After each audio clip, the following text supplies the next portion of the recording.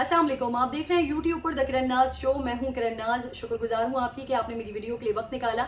अगर अभी तक आपने चैनल को सब्सक्राइब नहीं किया है तो मेरी गुजारिश है कि चैनल को जरूर सब्सक्राइब कर लीजिए, वीडियो को आखिर तक जरूर देखिएगा, क्योंकि आज Usman Mirza viral video case के हवाले से जो ताज़ा डेवलपमेंट है उसकी अपडेट मैं आपको इस वीडियो के जरिए देने जा रही हूँ। उस्मान मिर्जा केस के हवाले से डीआईजी ऑपरेशंस अफजाल कौसर साहब ने अब से थोड़ी देर पहले प्रेस कॉन्फ्रेंस की है और इस प्रेस कॉन्फ्रेंस में मजीद हौलनाक इंकशाफात किए गए हैं, हौलनाक बातें बताई गई हैं। वो बातें जो इस लड़की, ये बदनसीब बदकिस्मत लड़की, ये मासूम और ये मजलूम लड़की जिस पर इतना शदीद जुल्म हुआ, बदतरीन बर्बरियत का जिसके साथ मुजाहरा किया गया, इस कपल के ऊपर इस लड़की का बयान रिकॉर्ड करवाया और बयान रिकॉर्ड हो जाने के बाद पुलिस ने, जो डीआईजी ऑपरेशंस ने अपनी प्रेस कॉन्फ्रेंस में बताया है कि अब मुकदमे में रेप की दफात शामिल की गई है। जी हाँ, ये बहुत हौलनाक बात है कि जो तमाम वीडियो, ये जो सारा वाकया हमने देखा, उस्मान मिर्जा उसके साथी किस तरह से वहां पर आए, धावा बोला, लड़के लड़की को मारा पीटा और फिर उसके बाद किस तरह से मुगल्लिजात का इस्तेमाल करा था, लड़के लड़की को कपड़े उतारने का कहा और फिर साथ साथ ये कहा कि कपड़े उतारने के बाद उनके सामने, ताकि वीडियो बनाई जाए और उनके सामने तमाम हरकत की जाए, हरकत और सकनात की जाए।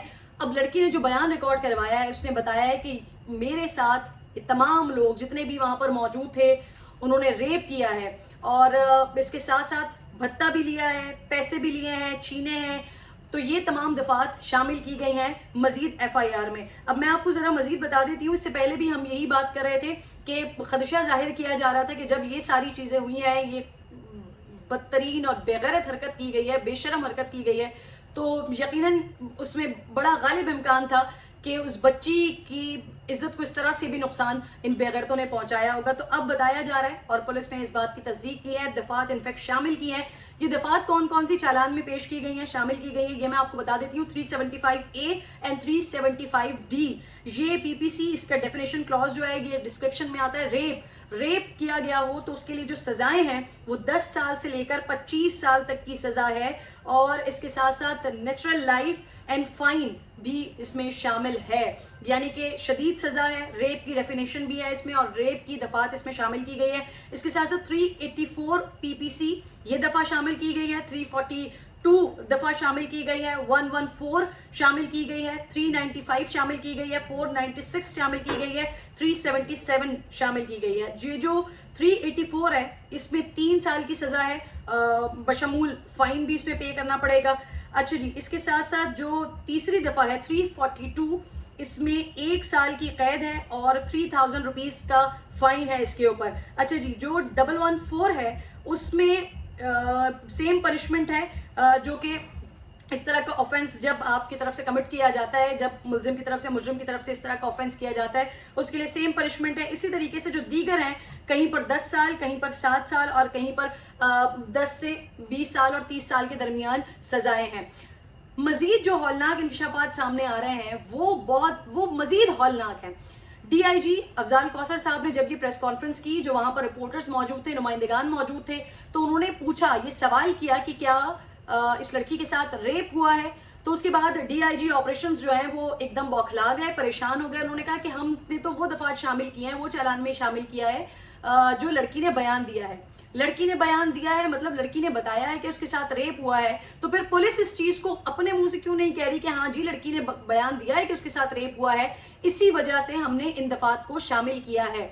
तो पुलिस वाले, डीआईजी ऑपरेशंस अफजाल कौसर साहब इस चीज को इस तरह से मोनोपलेट करने की कोशिश कर रहे हैं कि लड़की ने बयान दिया है अभी कि उसके साथ रेप हुआ है, इस वजह से हमने इस पूरे केस में, इस चालान में रेप की दफात शामिल की है। और जब रेप की दफात शामिल हुई है तो ये केस मजीद स्ट्रांग इस तरह से होता है कि अब बयानात के बाद भत्ता, पैसे छीनने और रेप की दफात इसके अंदर शामिल कर ली गई है। मेरे जराए, जो स्ट्रांग जराए मुझे बता रहे हैं उस्मान मिर्जा के हवाले से, कि वैसे तो मुख्तलिफ एफिलिएशंस आ रही हैं, कुछ लोग कह रहे हैं कि मुस्लिम लीग नून का ये कारकुन था, उनके लिए इलेक्शन कैंपेन वगैरह करता था, लेकिन जो मेरे जराए बता रहे हैं वो ये कह रहे हैं कि इसका गठजोड़ सबसे ज्यादा पुलिस वालों के साथ था।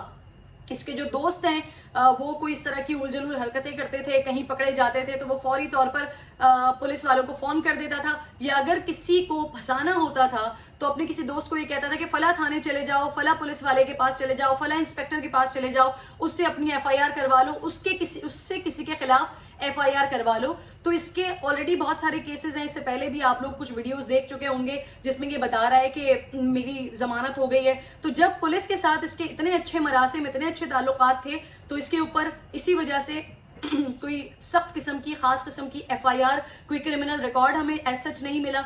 और इसी वजह से पुलिस के साथ रवाबित होने की वजह से हमने इसको जेल में ना सड़ते हुए पाया, ना अदालत में पेश होते पाया, ना कोई सख्त सजा या कोई सख्त सेंटेंस इसके ऊपर या कोई सख्त सेक्शन इसके ऊपर लगते हुए हमने देखा। बहरहाल जी, अगर इस्लामाबाद पुलिस अब, क्योंकि वजीर आजम साहब की तरफ से नोटिस भी है, उन्होंने कहा है, सख्ती से कहा है कि इस बेगैरत को बख्शना नहीं है, इसको छोड़ना नहीं है। पाकिस्तान में इस तरह की किसी भी मेंटालिटी के लिए, इस तरह की किसी भी बेगैरत के लिए कोई जगह नहीं है। तो अब इस्लामाबाद पुलिस लगकर इस केस पर काम कर रही है। लेकिन अभी भी आज की जो प्रेस कॉन्फ्रेंस की है, आज की जो दफात शामिल हुई हैं, इसमें ऐसा लगता है कि फिर पुलिस कहीं ना कहीं ये कोशिश कर रही है कि अब फिर से इसके करतूतों पर पर्दा डाला जाए या इसको बचाया जाए। लेकिन अब मैंने, आपने, पूरे पाकिस्तान ने ये कोशिश करनी है कि इस केस के ऊपर खामोश नहीं बैठना है। ये बेखौफ, बदकिरदार, बदतमीज, बेगैरत आदमी उस्मान मिर्जा, जिसने उस बच्ची का रेप किया, उसको बरहना किया, उसको बरहना करके उसको मारा पीटा, तशद्दुद का निशाना बनाया, वीडियोस बनाई,